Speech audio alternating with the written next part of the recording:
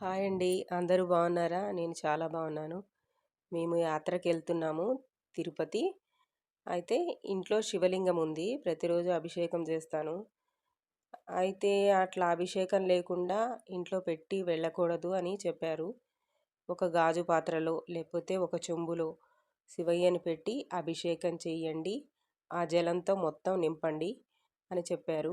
ముందు జలం నింపి ఆ శివయ్యని పెట్టకూడదు అని చెప్పారు.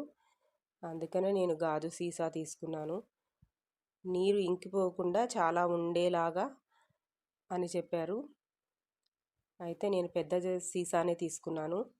అభిషేకం చేస్తున్నాను శివయ్యకి.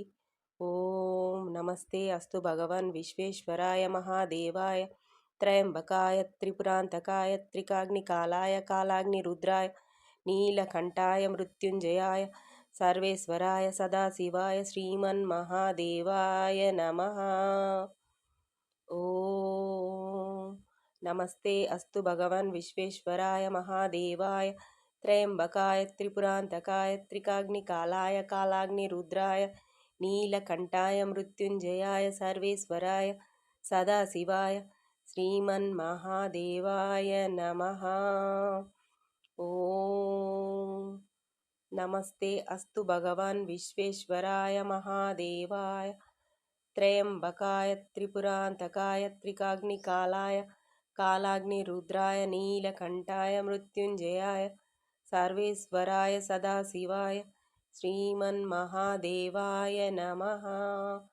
ఓం నమః శివాయై నమః శివాయ. ఓం నమః శివాయై నమః శివాయ.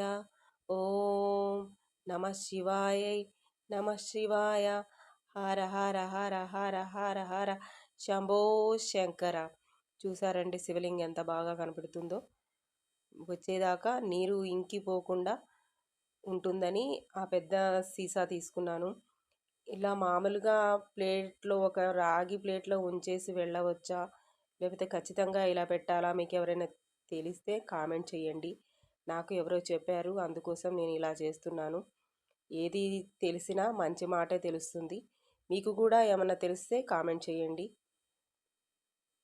నేను చెప్తున్నాను, ఒకవేళ ఇది నిజమైతే మీరు కూడా పాటించండి. నాకు నేను భక్తి ఛానల్లో ఒకసారి చూశాను. మళ్ళీ మా పిన్ని గారు కూడా చెప్పారు ఇలా అని. ఓం నమ శివాయ.